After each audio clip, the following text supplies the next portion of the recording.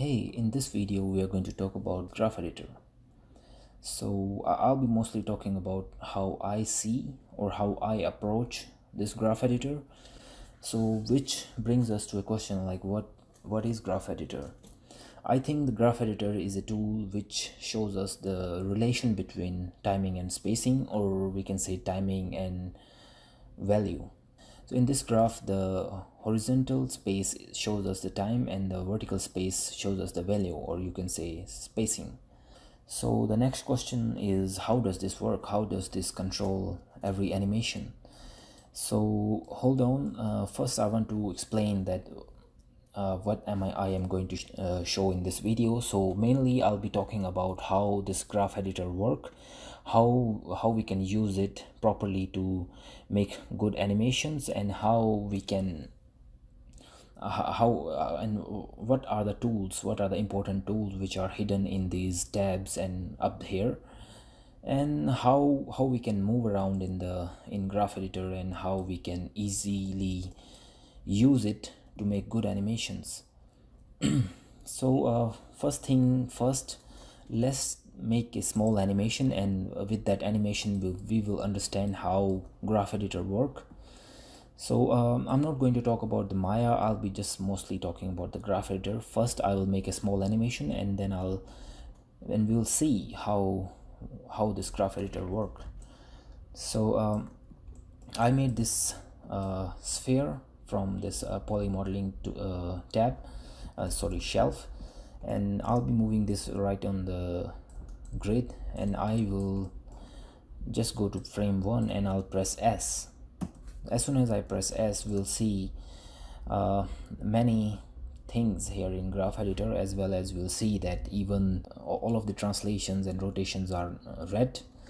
So whatever we see here, we see on our graph editor also. So like in Maya, in our real world or in Maya, there are basically three directions. One is up and down, one is right or left, or one is front and back. So in other words, we can say that is up and down, south and north and south, and east and west. So we can take this x direction as east and west. If it is going to positive side, we can say it's going towards east. If it's going to negative side, we can say it's going towards west. And if it's going to positive z, we can say that it's going toward north. If it's going to negative z, we can say it's going towards south. And y is, if it's going up, we can say it's going up. If it's going down, we can say it's going down. So basically, like, we have these three, x, y, and z. It shows us it shows us that how much this sphere is traveling in each direction. Basically, it shows us the value of change in x, y, and z. So the same goes to rotation. In rotation, we will see how much rotation is happening in each axis of the sphere. So if I press E on my keyboard, I will see this circle. So if to see this properly, I will hold on E. I will press left click. I will hold the left click, and I'll go to this gimbal. So now we can see there are three circles here. One is blue, which is Z. One is red, which is X, and one is green, which is Y. And these circles are directly opposite to our directly connected to our transformations. But these circles are a little bit complicated to work with. If you guys want to understand the circles properly, I'll suggest you guys should go ahead and watch my video on rotation orders. To work with these rotations, we have to understand the order of rotation, because to make Maya give us a very nice and very easy way to work with rotations.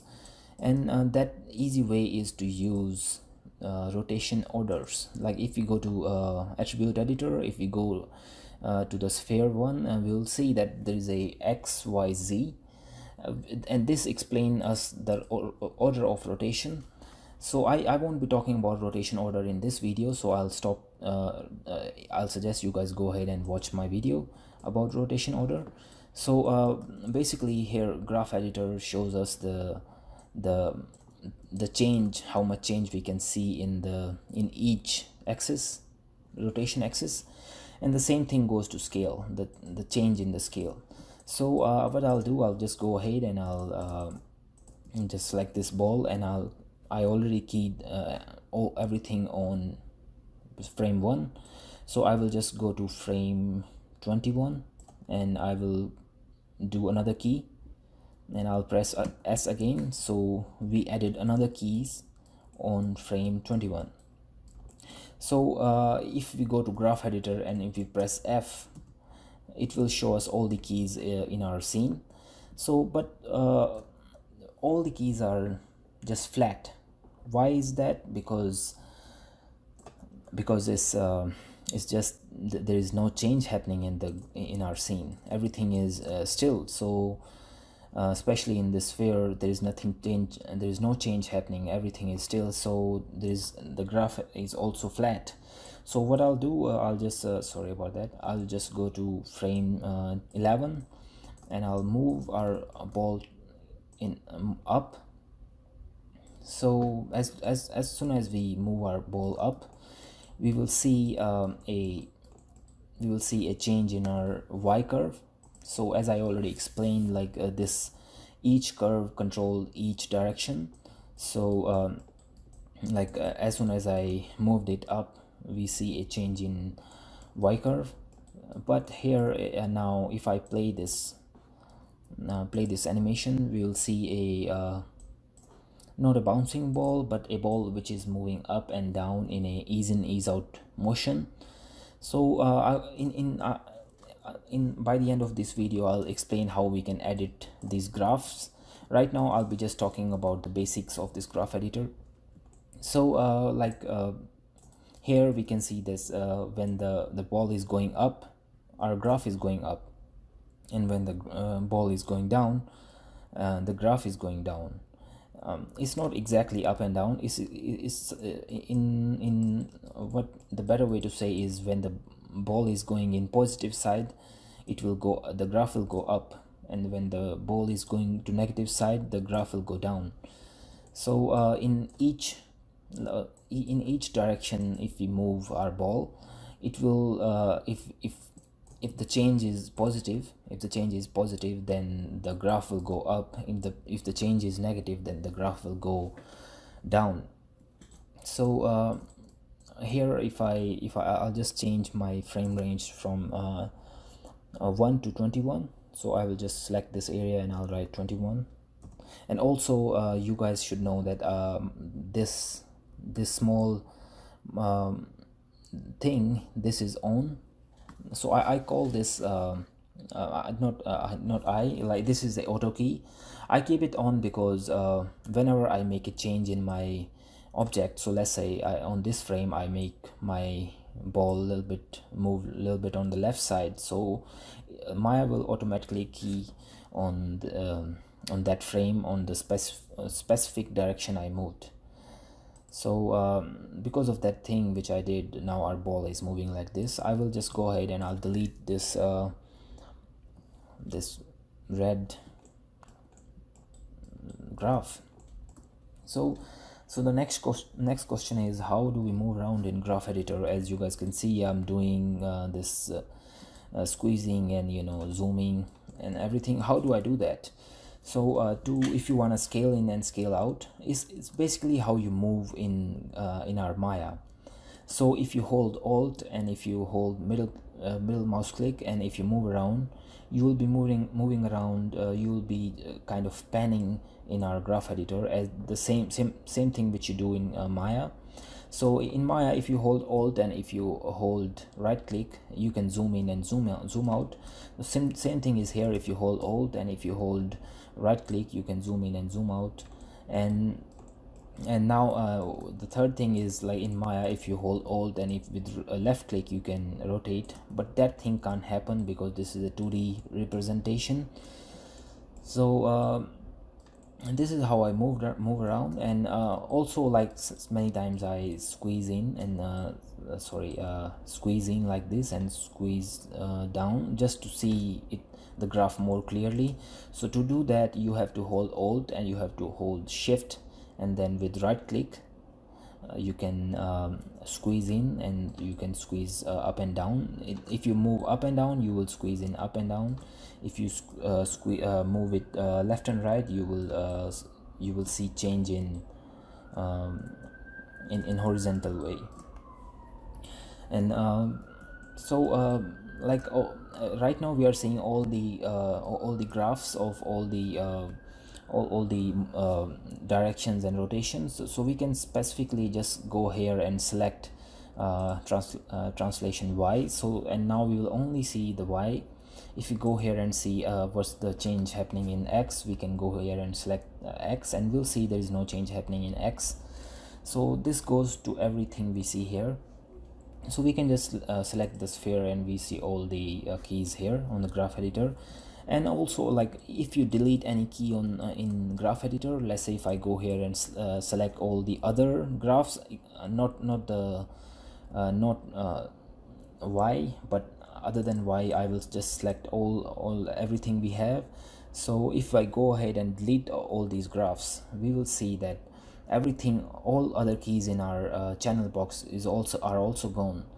That means that by controlling this graph editor, you control the channel box also. So I will just press Ctrl Z and I will go back, and now I have my keys again.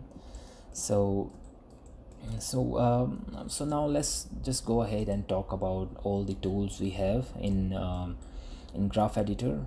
So uh, in edit we just have normal transformation tools. So let's say if I want my graph to scale up, scale in value or scale in time, I will just go here in scale, and I will just say that I want the value scale of 2, and I want the pivot to be 0. So the Maya will take this 0 as pivot, and it will scale our graphs in value direction. So I will just go here and I will scale keys, and you guys see that it scaled our keys in value direction or in vertical direction. So the same thing goes here. Like if you go to edit and if you play with other things, like if you want to move, you can go and explore this move, scale, and all these things. The more you will explore, the more you will understand how these tools work. Mostly I just do everything manually. I never use this many times I use a scale, but other than that I don't use anything. And to copy and paste, I never use these tools in my life. I just press Ctrl C and Ctrl V. That is more easy for me. So, and now let's move on to I never use any other things. This undo redo, you can use Ctrl Z and Ctrl Y. So now next let's move on to view tab. In view we can see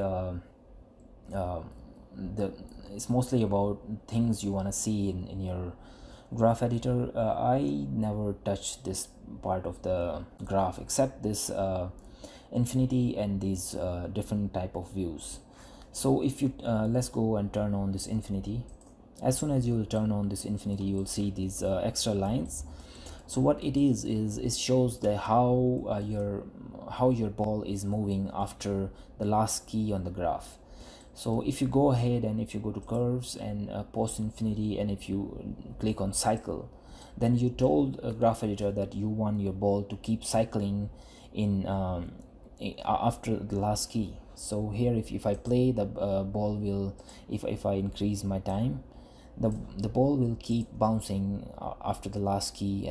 It will keep bouncing till the infinity of the time. So I will just go here and I'll go to curves and I'll post infinity. I'll make it constant. I will talk about this later. Let's just concentrate on the view. So infinity just shows us the how the curves are moving after the last key of in the channel. So I will just turn off the infinity, and I don't really need to see the infinity right now, but it's a really useful tool if you're making walk cycles or any kind of cycle. You can always turn on the infinity and you can see what's happening in the proper graph. So and then after that we have this different kind of different kind of views: absolute view, stacked view, normalized view. So what it shows is if you are saying in absolute view all the curves are exactly as we see in the value. If our curve is going till like around between 6 and 7, 6 and 8, so like it shows the exact representation of the value we see here. But if you make it to the stacked, you will see the graph editor will stack all our keys, all our curves in upon each other, so that we can see everything separately. And this is not very useful for me, and it is I never thought that I will ever use this thing. And so just so you guys know that there is something like this you can do to your graph editor. The next option is normalized view. In normalized view you won't see any difference between normalized view and absolute view, but there is a big difference. In absolute view, so let's say if I go here and if I make a change in x, so now you will see a change in x also. So basically our ball is moving in x direction as well as jumping. And so in absolute view you are seeing that everything, all the value changes in proper way. But if you go to normalized view, you will see everything like in a square. You will see everything not in a proper way, but just in a representative way. It just represent that how your graph is looking in relation to other graphs. It doesn't matter whether your change is 0.5 or 500. It will always scale up, and it will show you what your graph looks like. This is useful if you are dealing with very high values and very small values, and if you want to see all of those values together, so you can use the absolute view. But I only recommend using only when is necessary. Otherwise I'll remain on absolute view because it shows all the values properly. So that's it from here. I never use any other things. If you guys wanna explore, you guys can go ahead and see what all other things do. So now let's go to select. I never use these things. I just I guess you guys should go ahead and see what it does. And but in my career I never bother what this thing do.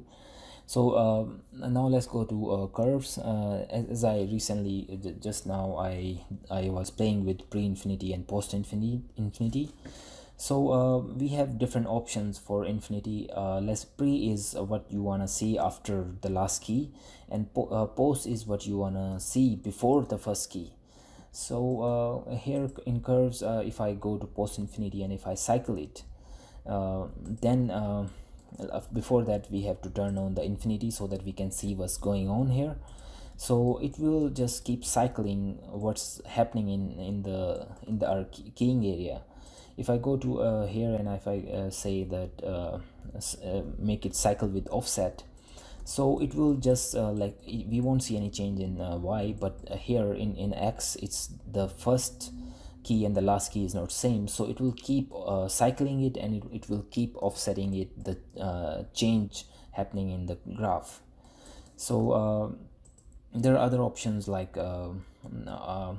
oscillate. I don't know how to speak that, but this option just bounce back your graph. So let's say our first key is 0 and our the last key of our x is 2.5, then it will just keep bouncing back that value, so that it's like a it's like a bounce. It's from 1 to 2 and 2 to 1, 1 to 2, 2 to 1. In Y we won't see anything because the first and last key is same. So other thing is post infinity is linear. In linear is just the, let's say if your last curve is like this, so it will just keep the motion which you have in your last key in a linear way. So I rarely use the linear thing, but I always use the cycle and cycle with offset. The constant is just the normal thing which were before. Like after the last key, it will just keep the value to the same value which was there on last key.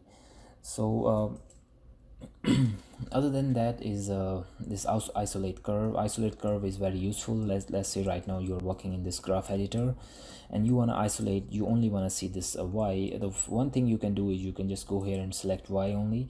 The easy thing when you have so many keys and you only want to see one curve, you can just right click and click on isolate curve. Or the better thing to do is you can just go here and anything. I usually I just select the key and I click on isolate curve. It just isolate the curve which you want to see. After that we'll go to curve smoothness. I never really played, these are very new options and I don't ever bother what they do, because I'm only talking in this video, I'm only talking about the things which I use during my animations. So the other thing, so right now I'll just select this y and I will go to curves, post infinity and cycle. I will just cycle it. So now just to see what the next option does. So here we have bake channel. What is bake channel? Bake channel will just bake all the information which is there in your graph. So right now if I go ahead and if I click on bake channel, we will get many options here. I won't make any change, I will just bake it. So as you can see, it added keys on each and every frame and we are seeing so many keys and so many value changes. But I feel that this is too much work to do, to go ahead and delete each and every key to make it look better again. But I will just go back, I'll press Ctrl Z and I'll see what else we can do in bake channel. I will press on this box again and I will turn off the keep unbaked keys and I will turn on this fairs curve bake and let's see what it does. So after by doing that we can save the shape of our curve, but it does this other funny thing. I will suggest that go ahead and play with this thing and see what you can do using this bake channel. I normally I don't want to lose anything in my curve, so I usually keep this both on and I will bake it so that it can it's a complicated things to do to work with, because it made our channel our this it made our X curve look weird, and I don't really trust this. So most of the time I do this baking thing manually. Manually means I will just go ahead and I will select this and I will Control C copy. I'll go to frame 21 and I'll press Control V, and this way I can keep copying. I can press Control V again and I will go to frame 41 and I'll press Control V again. I will copy. I like to just do everything manually in the graph editor, because it gives me more understanding of the curves. So the next option is mute channel, unmute channel. These are the option. If you don't wanna see any value change in Y, you can just select it and you can just go to curves and mute channel. Now you won't see any change happening in Y because you just mute it. Better thing to do is just instead of doing mute here in your graph editor, it's better to just go here in channel and select whatever you want to mute, and you can right click and you can click on mute selected. It now after doing the mute, you won't see any animation in the specific channels. It is useful when you want to see when you want to reduce one of the channel to see what's happening in other channels. So the next thing here is log channel. And another thing I want to say is Euler filter is a very useful tool. It many times you will see weird things happening in your in your animations, and this Euler filter will help you fix those weird problems. It is mostly about the rotation orders, the problems created in your the problems created by rotation orders in your animation. So by using Euler filter, you can fix those problems. In my future tutorials, I'll explain in a better way what it does, but for now I will say that if any funny thing is happening in your animation, just go ahead and use Euler filter, select the controller and use the Euler filter. It will fix the problem which you're facing. So now if you go ahead and you will see keys, and it's just it's just detailing which you can do in keys, and the detailings which you can do in tangents. There are so many things, other options up here, but I barely use all those. Mainly I just move around. I will just select the keys and I will move them up, and I use this tangents. Now I'm going to talk about how we can edit these tangents. Many animators like to use weighted tangents. So what a weighted tangent does, if you can just go here and you can go to curves and you can click on weighted tangents. Weighted tangents are a little bit different to work with, but I never prefer to work with weighted tangents because it it is a very complicated way to work with. It just makes your scene more and more complicated. Now you can edit your tangents mostly kind of like this, and which is not useful because so let's say if I scaled the tangent like this, and if I go here to 6 and if I add a key here, so it will automatically modify the last tangent you made. So I don't think it's the best way to work, so I mostly don't use weighted tangents. I just I only use non-weighted tangent because it is more easier and more simpler to work with.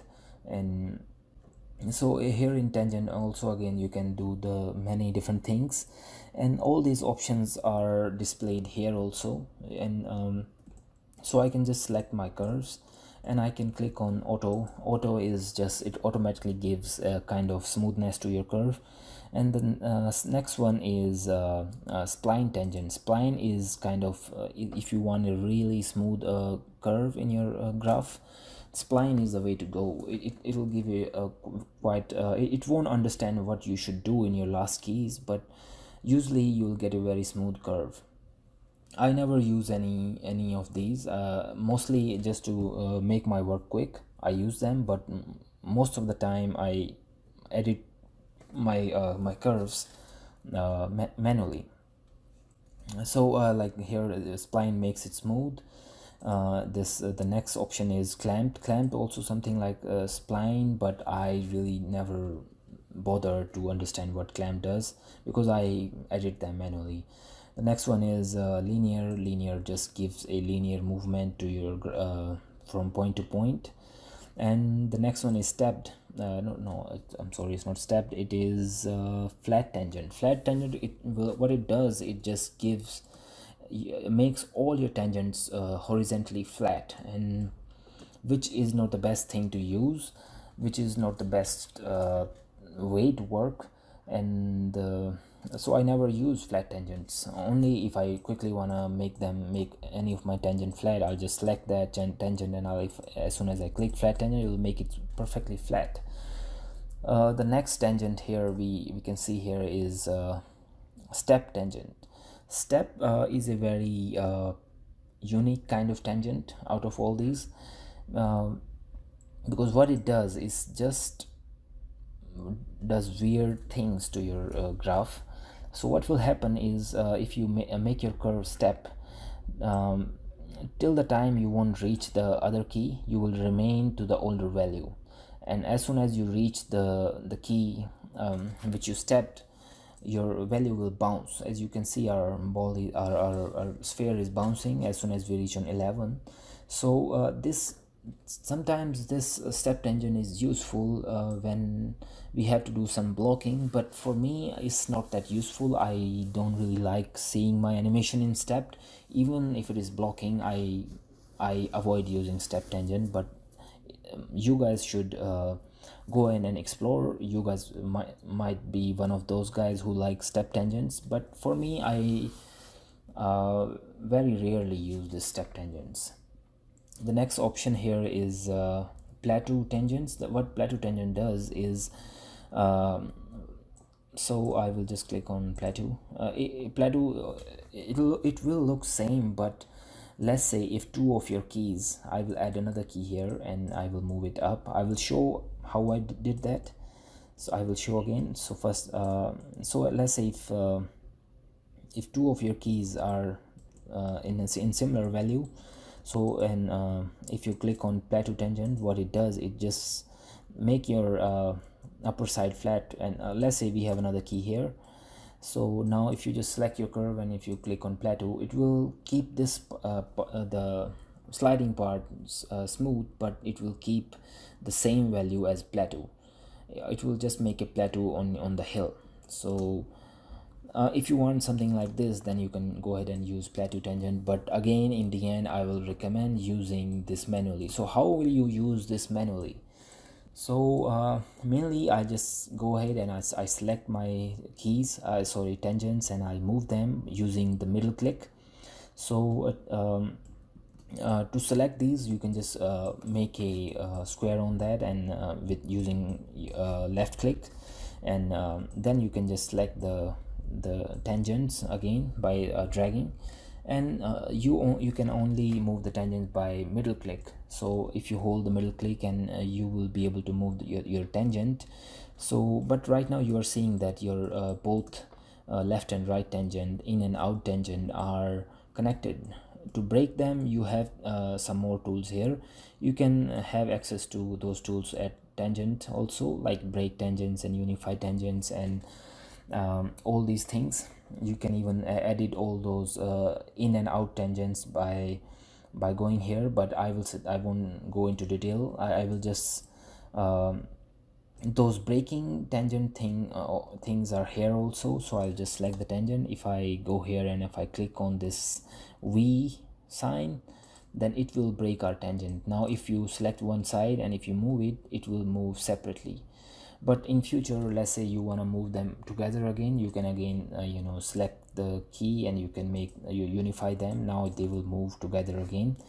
So it's a very interesting thing. You can keep playing with your tangents. And so right now, let's say if I want my last keys to be more sharp, so that my ball can jump in a sharper way, so I can just select these. The first option is I can just click on linear. It will just give a linear motion to my first and last keys, but I won't really use it. What I will do, I'll just select these keys. I will break them. First I will just flat them, and now I will break them. I will select the inside part of each keys, and I will make them sharp enough, and I will select the middle part and I will make it flat. So now it seems like a nice curve to see, which we want to see in a bouncing ball. So if I play right now, you will see a nice bouncing ball. So by doing this kind of stuff, you can make a lot of modifications in your curves. And so there are another options you can see here, which is which I'll explain in a moment. So after tangent, there's a list. I never went to list, and I never bothered to see what's happening in the list. And I never explored show tab also, and neither I explored help. If you guys want to go see what it does, you can go ahead and see, but I am just explaining what I find useful in graph editor. So the next option here is this snap. You can snap in horizontal way, or you can snap in vertical way also. What it does, it just, as right now, if I select the key, if I move it in a horizontal way, it will snap on 1 2 3 4. If I turn it off, it will give me a smooth option, which is not good. As a beginner animator, you guys want your keys to remain on 1 2 3 4 in proper numbers. So I will keep this turned on, and there are many other options again. So i i I never really made my graph editor complicated, so I never bothered to use any of these tools. Maybe I think I should figure out what it does, but right now I have too much work, so I never had time to see what's new in graph editor. So, and these again, in the end, the option you are seeing here are the same option, which are pre-infinite cycle for pre-infinity, and cycle with offset for pre-infinity. It's better you guys go ahead and explore these things. So that's pretty much all. There are more options here. These options are basically how you want to edit. um, I Right now you can just select your curve and you can click here, and this will give you a nice scaling box. You can scale your curves the way you want. If you want in a horizontal way, you can scale it in a horizontal way. I many time I use this. It's very nice. If you want to use in this kind of box, you can go ahead and use this box also. It's just make to give you a fancy way to edit your curves. And we have another, we can make uh, this areas, and it'll give us the way we can control our keys again. So there are many fancy things here you can use to edit your curves. And I most of the time I use them, I edit them manually. And but this is this scaling thing is a very useful thing for I many time I end up using that. So other thing what I do is I like to let's say if I want to make some changes here, what I will do, I won't go here, I won't just select my curve and go to curves and no sorry go to key and add key. I like there are options like add key tool, you can go here and keep adding keys. I don't find this is this an interesting way, but what I do, I just select my curve, I right click and I insert a key. I will select insert key. It will give me a key wherever my timeline is. So which is a nice way to edit your curve. You can just go around and add keys, and then you can modify anyhow you want. How I move my keys, I should have explained this earlier. I just select my keys and I hold shift and I move it up. If I hold my shift and if I move my middle mouse click up, then it will only move up. If I hold shift, if I move it my middle mouse click right and left, it will only move my keys in right and left. But if I don't press shift and if I just use my middle mouse click, I can freely move my keys, which is not recommended. You only want to move your keys in one direction only. So I recommend using shift, hold shift and move around your middle mouse, and you will be able to move it only in one direction. So I think that's pretty much all which I do in graph editor. So for to make a bouncing ball, what I do is I just um, now I will add one more thing in graph editor. So what I here in this animation, what I want to see is I want this ball to keep bouncing and to stop by 200 frames, and by the end of this and I also want my ball to move ahead and stop somewhere here.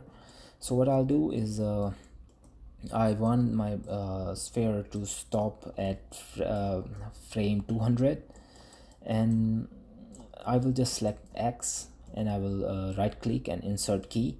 I will get a key on the last frame 200, and what I can do here, I can move it. Okay, so let's look at from this view. I can just move my key down, and as I'm moving it down, I'm seeing that my ball is also moving in X direction. And uh, my first key, I'll just go here and select my first key, and I'll make it smooth.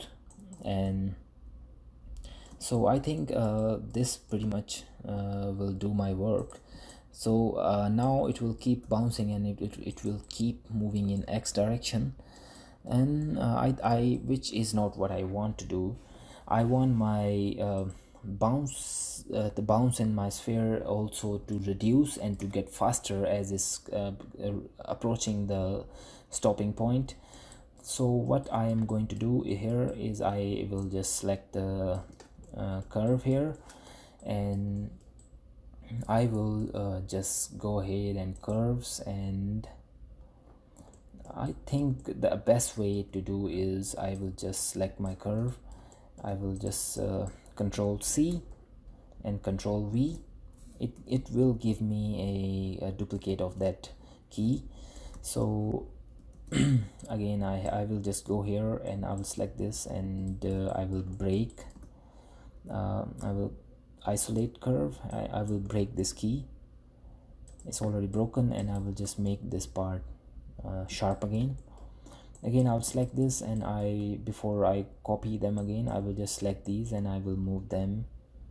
Sorry, I will just select first and last tangents, and I will make them sharp again, so that I don't have to face any more troubles in copying again. Now I will start copying them again, and I will paste them. Oh, I'm facing more problems. I'll just select my curve again, and control C and then control V. So now I have a nice copy, and I will go again on 81, control V. Again, I'll go on the last key to 121, control V, and I will fix this small glitch we are facing here. I will just go ahead and select this curve and smooth it up a little bit. And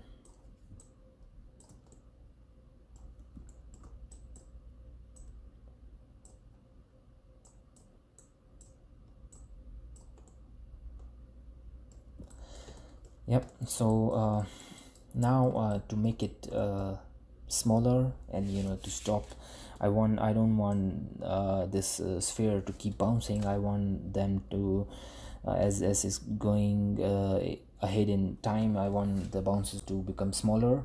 So let's try some of these tools to make it work. So let's try this retime tool. What I'll do, I will just double click on each key, and I will just scale them here, here, here, here, and here. So I can just go ahead. Sorry, I can just go ahead. Sorry, I think I'll just use it manually. First of all, I'll make them I'll reduce the values which I to make the bounce less in each bounce, in each key, and the last one will be even lesser.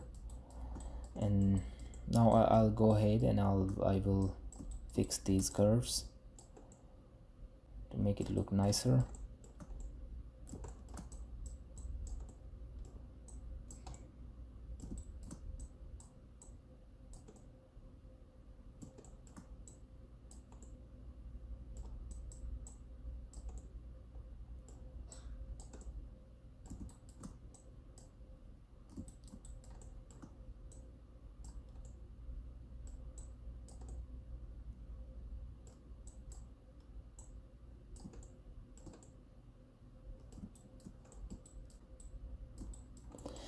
Frankly, we don't really need to do this because anyway I'm going to stretch the keys near.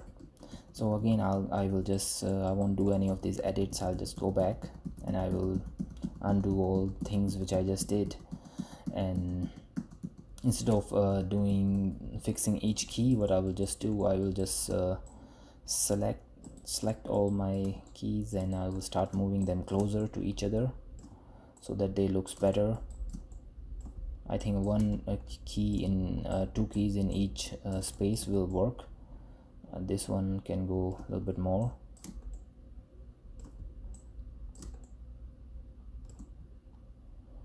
And I think this we can fix this one.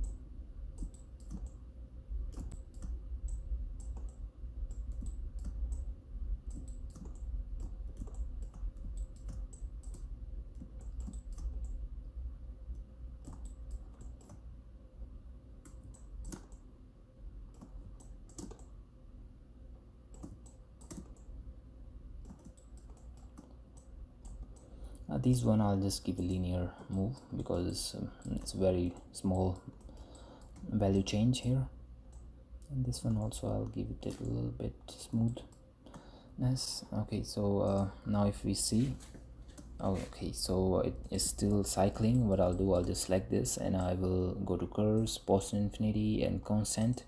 So now it won't cycle after the last key. So let's see how it looks.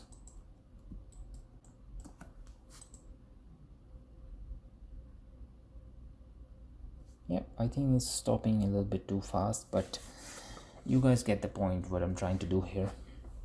So this is the main things which I know about Graph Editor, and I never really felt that I need something more than this. This does all the works which I need to do for any kind of animation. I worked on many big creatures and many cool stuff, and this graph editor always worked for me. And of course Autodesk is adding many new features in this, and I think I need a break to go ahead and see what those new feature does. Like for example, like I never explored these, and many other things. I really need to go ahead and see what these new things does. But for now I think the basic information which I shared with you guys works good enough for me. So thanks, this is the only information which I had to share with you guys, and so I'm sorry for any bad explanation. And if you guys like my video, please hit the like button. Thank you.